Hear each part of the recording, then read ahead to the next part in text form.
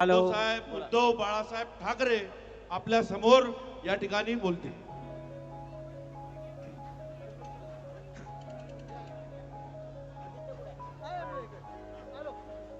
जमलेल्या माझ्या तमाम हिंदू बांधवांनो, भगिनींनो आणि मातांनो, आज पुन्हा एकदा राम मंदिराच्या लढ्याला सुरुवात करतो आहोत. काही वर्षांपूर्वी आपण सर्वजण साक्ष आहात, हिंदू हृदय सम्राट शिवसेना प्रमुखांनी मंदिर निर्माणाच्या लढ्याला एक तेज प्राप्त करून दिलं होतं. आज मला थोडं नाही म्हटलं तरी वाईट वाटते की मंदिर उभं जरूर राहिलं, पण नवा लढा जो म्हणतोय तो त्या मंदिराच्या रक्षणाचा आपल्याला सुरू करावा लागतोय. मी पहिल्या प्रथम या मंदिराच्या सर्व ट्रस्टींना, सर्व गुरुजींना धन्यवाद देतोय. त्यांनी मनापासून सहकार्य केलं. नुसतं सहकार्यच नाही तर आशीर्वाद सुद्धा दिलेत. आणि या कार्यक्रमासाठी ज्या ज्या शिवसैनिकांनी मेहनत केली त्यांना सुद्धा मी धन्यवाद देतोय. संजय राऊत तर सोबत आहेतच. आज सकाळी संजय राऊतांचा फोन आला, मला म्हणाले, उद्धव टेलिप्रॉम्प्टर ठेवायचं का? म्हटलं का नाही, कारण मुख्यमंत्र्यांनी आव्हान दिले, उद्धव ठाकरेंनी रामरक्षा बोलून दाखवावी. मी आज त्यांना त्यांच्याच गावात येऊन सांगतोय की फडणवीसजी, रामरक्षा म्हणणं जरी तुमचं काम असलं तरी रामरक्षा करणं हे आमच्या राम भक्तांचं काम आहे. आम्ही रामरक्षक आहोत. मनामध्ये भाव नाही आणि रामरक्षा म्हणताय म्हणजे मनी नाही भाव आणि देवा मला पाव, हे आमचं हिंदुत्व नाहीये. आज सकाळी नागपूरसाठी निघाल्यानंतर पहिली बातमी जी आली ती दिल्लीतून आली की गेले जवळपास 20 दिवस देशातल्या तरुणांच्या भविष्यासाठी सोनम वांगचुक जे उपोषणाला बसले होते त्यांची कशा पद्धतीने उचलबांगडी केली, काय जणू काय एखाद्या अतिरेक्याला पकडावं तसं पोलीस घुसले, चादरी बिदरी टाकल्या आणि उचलून घेऊन गेले. तो दिपके तिकडे बसलाय, त्याला पण मारहाण केली, त्याच्या अंगावर शाई फेकली. आणि ज्या पद्धतीने सरकार वागतंय, मी प्रभू रामचंद्राला हेच विचारलं की श्रीराम आहे काय झाले? ज्या भाजपनी तुझ्या नावाने मतं मागून सत्ता मिळवली त्या भाजपच्या अंगात श्रीरामाच्या ऐवजी सैतानाचा आत्मा घुसलाय की काय? हे यांचं माणुसकी गेली बाजूला, पण यांच्यातला सैतान कसा काय जागा झाला? एवढे कसे सत्ता पिपासू झाले? आणि मोहनजी भागवतना मला विचारायचंय, कारण हे नागपूर आहे, त्याच्यामुळे आलोय तर जरा 1-2 प्रश्न विचारले पाहिजेत की भागवत साहेब, ज्या पद्धतीने हे भाजप सरकार वागतंय, मंदिरं लुटली जात आहेत, विद्यार्थ्यांशी कशा पद्धतीने वागतायत हे तुम्ही बघितलंय. पेपर फुटतायत, पक्ष तर फोडले जात आहेत, पण आता मंदिरातल्या तिजोऱ्या फोडल्या जात आहेत. हेच हिंदू राष्ट्र तुम्हाला अपेक्षित होतं काय? आमचं हिंदू राष्ट्र हे नव्हे. आमच्या हिंदू राष्ट्रामध्ये रामराज्य अपेक्षित आहे, आम्हाला शिवशाही अपेक्षित आहे. गोरगरिबांना, महिलांना, विद्यार्थ्यांना, तरुणांना न्याय देणारं हे खरं आमचं हिंदू राष्ट्र आहे. कॉन्ट्रॅक्टरना अभय देणारं हिंदू राष्ट्र आमचं असू शकत नाही. आणि म्हणून भागवत साहेब, तुम्ही जे याच वर्षी फेब्रुवारीमध्ये बोलला होतात की या देशातले मुस्लिम सुद्धा हिंदूच आहेत आणि हिंदूंनी 2 ते 3 अपत्ये जन्माला घालायला पाहिजेत, बोलले होते ना रे? मग ही अपत्ये जन्माला घातली, जी अपत्ये घातलेत आणि परीक्षेतले पेपर फुटलेत, अनेकांनी आत्महत्या केल्यात, त्यांचं पहिलं काय करणार? आणखीन अपत्ये जन्माला घालून पुन्हा त्याने तुम्ही तसेच चिरडणार आहात? हे हिंदू राष्ट्र आमच्या संकल्पनेतलं नाहीये, हे अजिबात नाही. आणि मला तेही दिवस आठवत आहेत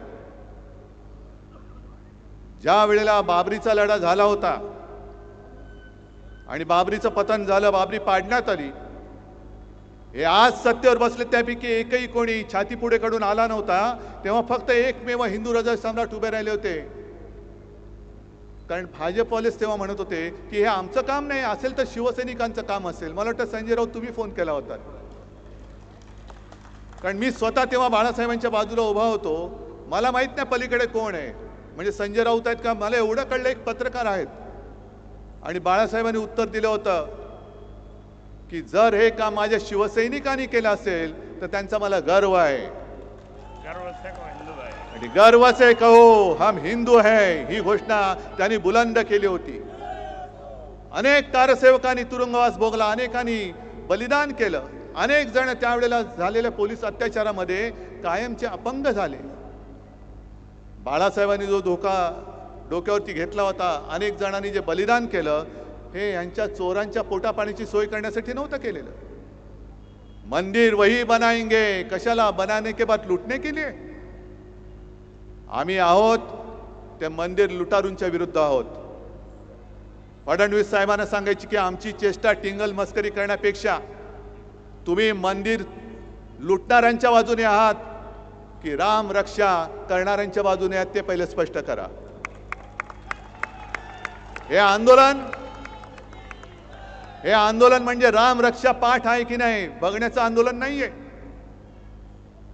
हे एखाद्या वर्गाच्या मॉनिटर सारखं बोलू नका, राम रक्षा पाठ आहे की नाही.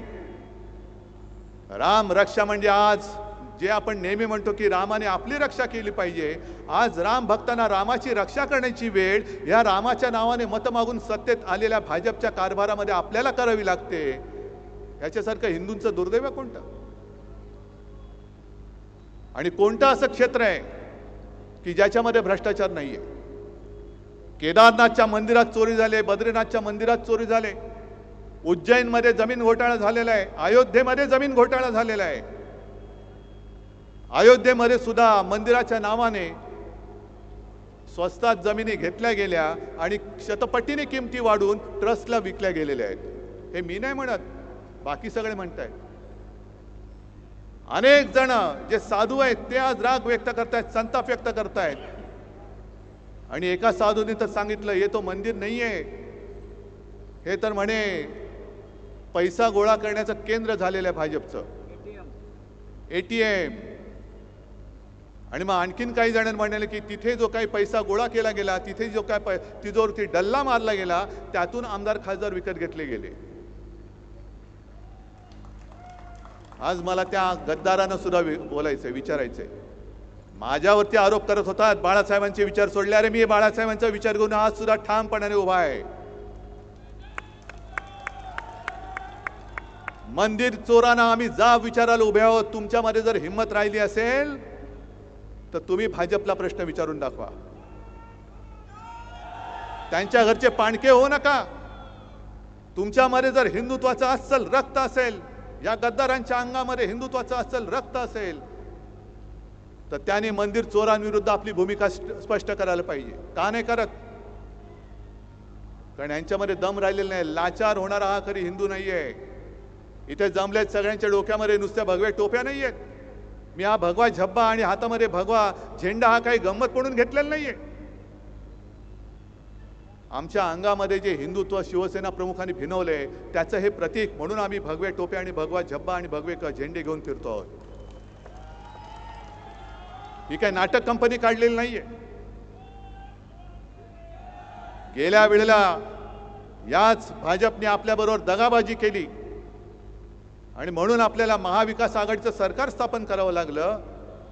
तेव्हा हेच काऊर करत होते, हिंदुत्व सोडलं, हिंदुत्व सोडलं. अरे आम्ही हिंदुत्व सोडूच शकत नाही. पण आज मला भाजपला विचारायचंय, तुम्ही का हिंदुत्व सोडलं? तुम्ही का बोलत नाही आहात? अनेक जण जे साधू आहेत ते आज राग व्यक्त करतायत, संताप व्यक्त करतायत. आणि एका साधूने तर सांगितलं हे तो मंदिर नाहीये, हे तर म्हणे पैसा गोळा करण्याचं केंद्र झालेलं आहे भाजपचं, ATM. आणि मग आणखीन काही जणांनी म्हणाले की तिथे जो काही पैसा गोळा केला गेला, तिथे जो काय तिजोरीवरती डल्ला मारला गेला, त्यातून आमदार खासदार विकत घेतले गेले. आज मला त्या गद्दारांना सुद्धा बोलायचंय, विचारायचंय. माझ्यावरती आरोप करत होतात बाळासाहेबांचे विचार सोडले. अरे मी बाळासाहेबांचा विचार घेऊन आज सुद्धा ठामपणाने उभा आहे. मंदिर चोरांना आम्ही जाब विचारायला उभे आहोत. तुमच्यामध्ये जर हिंमत राहिली असेल तर तुम्ही भाजपला प्रश्न विचारून दाखवा. त्यांच्या घरचे पाणके होऊ नका. तुमच्यामध्ये जर हिंदुत्वाचं अस्सल रक्त असेल, या गद्दारांच्या अंगामध्ये हिंदुत्वाचं अस्सल रक्त असेल, तर त्याने मंदिर चोरांविरुद्ध आपली भूमिका स्पष्ट करायला पाहिजे. का नाही करत? कारण यांच्यामध्ये दम राहिलेला नाही. लाचार होणारा हा खरी हिंदू नाहीये. इथे जमलेत सगळ्यांच्या डोक्यामध्ये नुसत्या भगव्या टोप्या नाहीयेत. मी हा भगवा झब्बा आणि हातामध्ये भगवा झेंडा हा काही गंमत म्हणून घेतलेला नाहीये. आमच्या अंगामध्ये जे हिंदुत्व शिवसेना प्रमुखांनी भिनवले त्याचं हे प्रतीक म्हणून आम्ही भगवे टोप्या आणि भगवा झब्बा आणि भगवे झेंडे घेऊन फिरतो आहोत. ही काय नाटक कंपनी काढलेली नाहीये. गेल्या वेळेला याच भाजपने आपल्याबरोबर दगाबाजी केली आणि म्हणून आपल्याला महाविकास आघाडीचं सरकार स्थापन करावं लागलं. तेव्हा हेच काऊर करत होते, हिंदुत्व सोडलं. अरे आम्ही हिंदुत्व सोडूच शकत नाही. पण आज मला भाजपला विचारायचंय, तुम्ही का हिंदुत्व सोडलं? तुम्ही का बोलत नाही यात? आणि माझी तर ठाम मागणी आहे, हे SIT BCT यांनी स्थापन केलेली थोतांड आहेत, ही नाटकं आहेत. एक विषय निर्माण झाले का दुसरा विषय काढायचा की पहिला विषय लोक विसरून जातात आणि मग त्याचंच भांडवल करायचं. आणि त्यांना माहिती आहे लोकांची मेमरी ही जास्त दीर्घकालीन नसते. पण मंदिर लुटीचा विषय आम्ही जोपर्यंत धसाच लागत नाही तोपर्यंत आम्ही सोडणार नाही. मुंबईमध्ये केले, नागपूरमध्ये केले, मी तर राज्यात सगळीकडे जाणार आणि बाहेरच्या राज्यात अगदी अयोध्येला आणि काशी विश्वनाथ त्याच्या सुद्धा दर्शनात जाऊन मी महाआरती करेन. कारण हिंदुत्वाला जाग माझ्या वडिलांनी आणलं. होय, घराणेशाही म्हणा पाहिजे तर माझ्या वडिलांनी आणलेली आहे. त्यांनी जागा केलेला हिंदू तुम्हाला मी झोपू देणार नाही. आणि चौकशीची थेरं करू नका, चौकशीची नाटकं करू नका. जर तुम्हाला प्रामाणिकपणाने याचा निकाल लावायचा असेल तर निवृत्त न्यायमूर्तींच्या अधिपत्याखाली चौकशी समिती स्थापन करा. आणि न्यायमूर्ती सुद्धा गोगलगाईसारखे नकोत, तबका आणि आरत्या ओवाळणारे नकोत. तर निस्पृह आणि निष्पक्षपातीपणाने काम करणारे अभय ओकांसारखे निवृत्त न्यायाधीश तिकडे नेमा आणि मग दूध का दूध पाणी का पाणी बघा कशात काय ते शोधा तुम्ही. पण आम्ही कशावरही प्रश्न विचारायचे नाहीत. काही विचारलं तर हे देशद्रोही ठरवतात. आणि या राम मंदिर चोरीबद्दल यांच्यातलेच एक व्यक्ती आहेत, काय बोलतात बघा. कि शायद उन्होंने श्रद्धा पूर्वक भाव के साथ भगवान के मंदिर में अर्पित नहीं किया होगा, इसलिए उनका पैसा चोरी ऐकू येते करे. हमारा पैसा चोरी नहीं हुआ, हमारा पैसा मंदिर में लगा है. और मंदिर का थोडक्यात सांगतो तुम्हाला, उत्तर प्रदेशचे हे विधानसभेचे अध्यक्ष आहेत सतीश महाना, आणि ते म्हणतायत की ज्यांनी सच्चे श्रद्धा काय भाव के साथ म्हणजे श्रद्धेने ज्यांनी पैसे दिलेले नाहीत त्यांचे पैसे चोरीला गेलेत, आमचे पैसे तसेच आहेत. आणि ज्यांचे पैसे चोरीला गेलेत असं वाटत असेल त्यांना माझ्यासारखे करोडो लोक पैसे द्यायला तयार आहेत. राम मंदिर ही तुमच्या बापाची जागीर नाहीये. आम्ही सुद्धा राम भक्त आहोत. आणि तुम्हाला सगळ्यांना लक्षात असेल की 2 वर्षापूर्वी 22 जानेवारीला अयोध्येमध्ये जेव्हा राम मंदिराचं लोकार्पण झालं होतं, मोदी बसले होते तिकडे. एकही शंकराचार्य त्यांच्या सोबत नव्हता. आणि तेव्हा आपण कुठे होतो? आपण नाशिकच्या काळाराम मंदिरामध्ये होतो. ज्या काळाराम मंदिराचा इतिहास असा आहे, डॉक्टर बाबासाहेब आंबेडकरांनी मंदिरात प्रवेश, हा राम तुझा नाही, हा राम माझा सुद्धा आहे आणि त्याचं दर्शन घेण्याचा अधिकार हा माझा आहे, मला सुद्धा आहे, मला तो मिळालाच पाहिजे म्हणून सत्याग्रह केला होता. तेच ते राम मंदिर. आणि दुसऱ्या दिवशी 23 जानेवारीला मी जाहीर सभेत बोललो होतो, आम्ही जय श्रीराम जरूर बोलतो, जय शिवराय, जय श्रीराम, पण आम्हाला राम पाहिजे तो भाजप मुक्त राम पाहिजे. त्या आंदोलनाची सुरुवात आहे भाजपा मुक्त राम. आणि ही चोरी, हा दरोडा हा केवळ दानपेटीवरचा नाहीये. तर हा दरोडा तमाम हिंदूंच्या भावनेवरती, तमाम हिंदूंच्या श्रद्धेवरती घातलेला या मंदिर चोरांनी घातलेला दरोडा आहे. आणि न्यायमूर्ती तुम्ही झालं पाहिजेत. या देशातला, या जगातला प्रत्येक हिंदू या चोरीबद्दल न्यायाधीश बनून त्यांनी न्याय निवाडा केला पाहिजे. अटल बिहारी वाजपेयी जे बोलले होते, जेव्हा एक दंगल झाली होती, मला वाटतं भिवंडीच्या आसपास, तेव्हा वाजपेयीजी बोलले होते की अब हिंदू मार नहीं खाएगा. मग मी आज तुम्हाला सांगतोय, तुम्ही कसे हिंदू झाले पाहिजेत. जे चोर आहेत त्यांना ठणकावून सांगा, अब हिंदू माफ नहीं करेगा. हिंदू नुसता जागा नाही, हिंदू आता पेटलेला आहे. आज आम्ही सगळ्यांना आमंत्रण दिले होते. देवेंद्र फडणवीसांना दिलं होतं, मोहनजी भागवतांना दिलं होतं, सगळ्यांना. अगदी काँग्रेसची लोक सुद्धा माझ्यासोबत आहेतच. खासदार आहेत, सुनील केदार आहेत, आणखीन कोण कोण आहेत बघा. मी हिंदुत्व सोडलं का यांनी हिंदुत्व धरले. हे राम म्हणजे कोणाची तुमची खाजगी मालमत्ता नाही हो. भाजपचे कोणी आहेत का इकडे? सगळे राम भक्त आहेत. भाजपचे कोणी आहेत? मग हिंदुत्व कोणी सोडलंय? मंदिर चोरांची बाजू घेणारा राम भक्त असू शकत नाही. म्हणून मला फडणवीसांना सांगायचंय की शब्दाचे खेळ करू नका. राम रक्षा येते की नाही? राम रक्षा स्तोत्र येत नसेल, पण मला रामाची रक्षा करायला येते आणि ते केल्याशिवाय मी राहणार नाही, मागे नाही हटणार. जर तुम्हाला असं वाटत असेल की केवळ तुम्हाला राम रक्षा म्हणता येते म्हणून तुम्हाला मंदिराची चोरी क्षम्य आहे, अजिबात नाही. तिकडे लाखो करोडो हिंदूंच्या भावनांनी बांधलं गेलेलं ते मंदिर आहे. गावागावात शिवसेना प्रमुख फिरलेले आहेत, गावागावात शिवसैनिक फिरलेले आहेत. अनेक जणांनी, अनेकांनी केसेस अंगावर घेतलेल्या आहेत, पोलिसांचा मार खाल्लेला आहे. छातीवरती वळ उठला तरी मागे न हटता अयोध्येला जाणारे आमचे शिवसैनिक आहेत. आणि त्या शिवसैनिकांना सोबत घेऊन राम रक्षा म्हणण्याचं नव्हे, तर राम रक्षा करण्याचा हा लढा मी आजपासून सुरू करतो आहोत. चोरानो मध्ये येऊ नका, चोरानो मध्ये येऊ नका. आणि हा राम भक्त आणि राम मंदिर चोर असा लढा आहे. सगळ्यांनी ठरवायचं तुम्ही कोणत्या बाजूला आहात. राम भक्तांच्या बाजूला आहात की मंदिर चोरांच्या बाजूला आहात? हे फडणवीसांनी उत्तर द्यावं. भागवत साहेबांनी उत्तर द्यावं की तुम्ही कोणाच्या बाजूला आहात. कारण तुमचं जिथे राज्य आहे त्या उत्तर प्रदेशचे अध्यक्ष जर ह्या एवढ्या मस्तवालपणाने बोलत असतील आणि तुम्हाला कोणाला काही वाटत नसेल, तर तुमचं हिंदुत्व हे ढोंगी आहे. आज हे मी तुमच्या नागपूरमधून तुमच्यावरती आरोप करतोय. हा लढा जो आहे हा केवळ मुंबई नागपूर पुरता मर्यादित ठेवून चालणार नाही. जसं मी म्हटलं की मी सगळ्या प्रमुख शहरात जाणार आहे, इतर राज्यात सुद्धा जाणार आहे. तुम्ही जिथून जिथून आलात, ज्या गावातनं आलात, ज्या खेड्यातनं आलात, 5 असतील तर 5, 10 असतील तर 10, 25 तर 25, 50 तर 50, पण राम रक्षेचा हा लढा तुम्हाला गावोगावी खेडोपाडी नेलाच पाहिजे. कारण रामाच्या नावाने मतं मागितलेली ही लोक ज्या पद्धतीने वागतायत, शेतकऱ्यांची कर्जमुक्ती अजूनही झालेली नाही. जसा तो एक जमाना होता, मंदिर वही बनाएंगे लेकिन तारीख नहीं बताएंगे, तसं कर्जमुक्तीच्या बाबतीत होत चाललेलं आहे. निवडणुकीच्या आधी लाडकी बहीण म्हणून योजना जाहीर केली, आता जवळपास 92 लाख महिलांना त्यातून वगळून टाकलेलं आहे.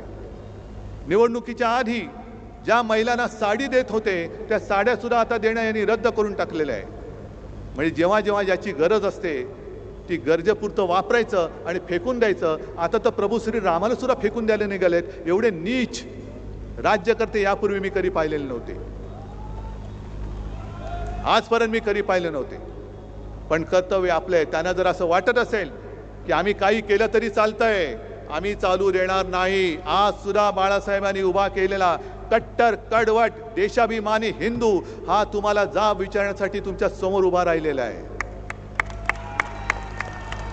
आणि ज्याप्रमाणे आजच्या आंदोलनाला मी सर्व पक्षांना हाक दिली होती की पक्ष बाजूला ठेवा, हा हिंदुत्वाचा लढा आहे, तसंच उद्या आम्ही मुंबईमध्ये करतोय ते सोनम वांगचुक आणि अभिजित दिपके यांनी जो लढा तिकडे उभारलेला आहे त्या लढ्याला पाठिंबा देण्यासाठी मुंबईमध्ये मी उद्या आंदोलन करतोय.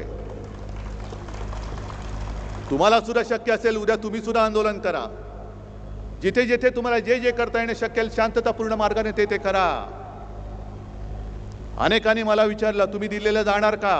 म्हटलं जरूर जाईन, पण नुसता कोरड्या शब्दांनी त्यांचं मी समाधान करायला जाणार नाही. पहिले इकडे मी आंदोलन करेन, पहिली मी त्यांना इकडे पाठिंबा रस्त्यात उतरून दाखवेन आणि मग मी त्यांना भेटायला जाईन. कारण सोनम वांगचुक हे 20-25 दिवसापूर्वी, आता उपोषणाला 20 दिवस झाले, त्याच्या आधी 8-10 दिवस म्हणजे गेल्या महिन्यात ते घरी येऊन मला भेटून गेले. अभिजित दिपकेशी सुद्धा माझं बोलणं झालेलं आहे. आणि उद्याचं सुद्धा जे आंदोलन आपण मुंबईमध्ये करतोय तिथे सुद्धा आज या चॅनलच्या माध्यमातून मी सर्व पक्षाच्या सर्व भाषिकांना आवाहन म्हणजे विनंती करतोय की हा जो लढा आहे, जसा हिंदुत्वाचा मंदिर चोराविरुद्ध ढोंगी हिंदूंविरुद्ध आहे, तसाच उद्याचा लढा हा आपल्या देशाच्या भविष्य असलेल्या युवकांसाठीचा लढा आहे. मी तिथे जात पात धर्म मानत नाही. ज्यांना युवकांबद्दल आस्था आहे, ज्यांना ही दडपशाही चाललेली ती मंजूर नाही आहे, ते सगळेजण उद्या तिकडे यावेत हे आमंत्रण मी आज या चॅनलच्या माध्यमातून सगळ्यांना देतोय. आणि आजपासून हा राम रक्षा म्हणजे रामाचं रक्षण, मंदिराचं रक्षण हे राम भक्तांना करावं लागतंय. त्या लढ्याची सुरुवात होते. तयारी आहे तुमची? ही ठिणगी इकडे टाकलेली आहे. या ठिणगीचा वेगळा वणवा हा राज्यभर नेण्याचा, निदान विदर्भात नेण्याचं काम हे तुम्हाला करावं लागणार आहे. कारण हा विदर्भच नेहमी भरघोस मताने भाजपला निवडून आणून देत असतो. जर विदर्भाने त्यांचा पाठिंबा भाजपच्या मागणं काढला तर भाजप भुसकन खाली पडल्याशिवाय राहणार नाही. आणि का काढणार नाही? केवळ हिंदुत्व म्हणून नाही तर शेतकऱ्यांची फसगत होते, बहिणींची फसगत होते. आणि हिंदुत्वाचं ढोंग घेऊन सत्तेवर आलेली ही लोक, यापुढे आम्ही तुम्हाला मत देणार नाही. आम्ही जय शिवराय आणि जय श्रीराम बोलणारे अस्सल कट्टर हिंदू आहोत हे दाखवून द्या आणि भाजपला त्यांची जागा दाखवून द्या, एवढीच विनंती करतो आणि आपली रजा घेतो. जय हिंद, जय महाराष्ट्र.